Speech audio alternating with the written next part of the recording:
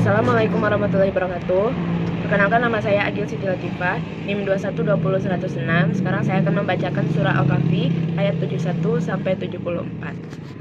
A'udzu billahi minasyaitonir rajim. Bismillahirrahmanirrahim. Fantalaqa hatta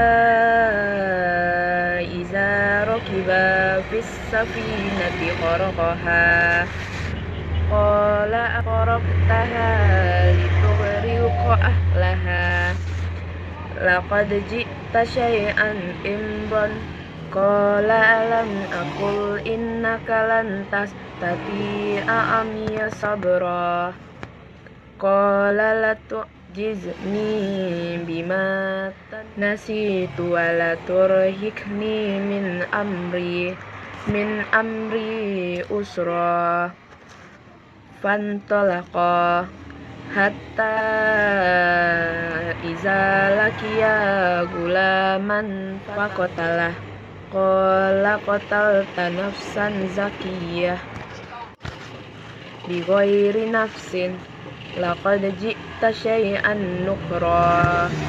Shadaqallahul adzim. Baiklah, sekarang saya akan menjelaskan tentang hukum tajwid yang ada di dalam ayat ini. Yang pertama yaitu di sini mad yang dibaca 5 dan 6 harkat. Yang saya temukan yaitu mad jaiz munfasil, yaitu pada kata hatta, karena ada mad tabi'i yang bertempat di akhir kata. Setelah itu terdapat hamzah yang bertempat di kata yang lain setelahnya, dan tidak ada yang memisahkan antara mad dan hamzah tersebut. Maka cara membacanya yaitu panjangnya 5 harokat. Yang kedua yaitu mad wajib munfasil, terdapat pada kata amri usra, karena ada mad tabi'i yang bertemu dengan huruf hamzah dengan harokat dhammah. Maka cara membacanya yaitu dengan panjang 6 harokat. Yang B yaitu tafkim dan tarkik lam ro. Yang pertama tafkim lam. Di sini saya tidak menemukan ada hukum tajwid tafkim lam. Namun saya akan berikan contohnya yaitu Allah.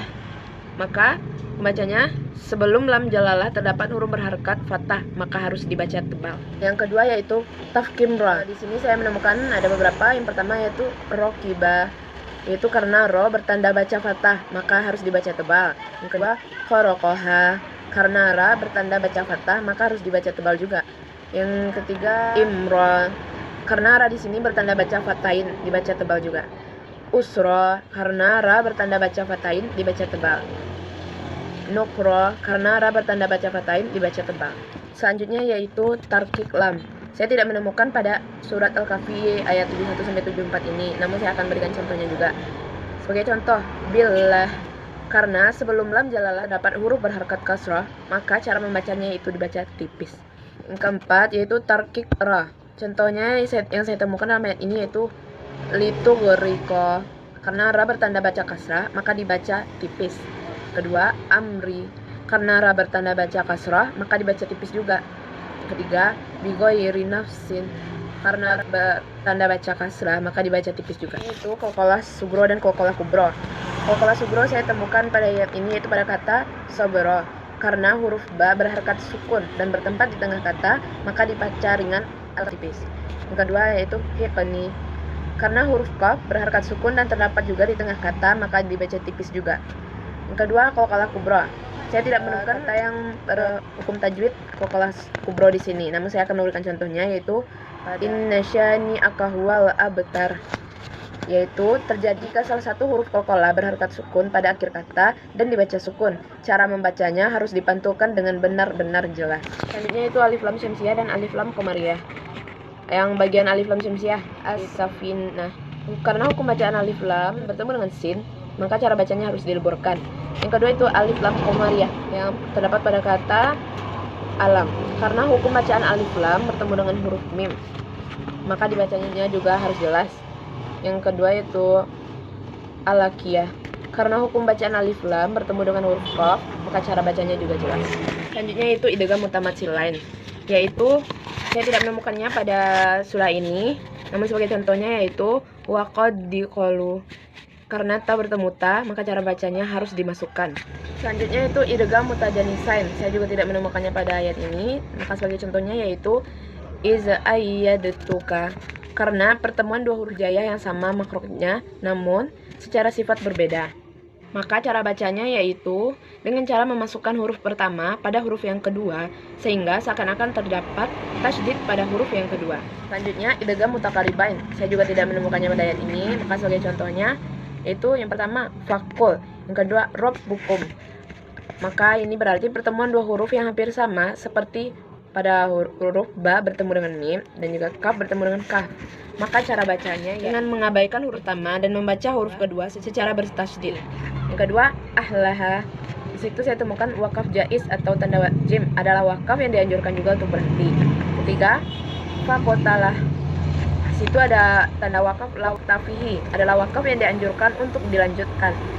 Yang keempat, qoroqoha, yaitu wakaf aula atau tanda qaf adalah wakaf yang dianjurkan untuk berhenti. Yang kedua, ibtida. Saya tidak menemukannya pada ayat ini, sebagai contohnya yaitu alif lam mim. Itu maksudnya yaitu mulai membaca Al-Quran untuk pertama kalinya. Selanjutnya nun wasal. Saya tidak menemukannya pada ayat ini, sebagai contohnya yaitu ahadullah, karena terjadinya pertemuan antara tanwin dengan hamzah wasal. Maka cara bacanya disukunkan dan ditanwinkan. Yang kedua, ismam. Bacaan ismam ini hanya ada satu dalam Al-Quran, yaitu pada surat Yusuf ayat 11. Maka cara bacanya dengan cara mencampurkan bacaan dhammah dengan bacaan sukun disertai dengan gerakan mulut yang dimajukan seperti saat mengucapkan huruf U. Yang ketiga, saktah takli. Bacaan saktah takli hanya terdapat 4 lafaz dalam Al-Quran, yaitu dalam Al-Quran surah Al-Kahfi di akhir ayat 1, surah Yasin ayat 52, surat Al-Qiyamah ayat 27 dan surah Al-Mutaffifin ayat 14. Maka cara membacanya yaitu sejenak tanpa bernafas. Selanjutnya, imalah. Bacaan imalah hanya ada satu lafaz dalam Al-Quran, yaitu pada surah Al-Hud ayat 41. Cara bacanya yaitu dengan memirkan bunyi fathah ke arah kasrah.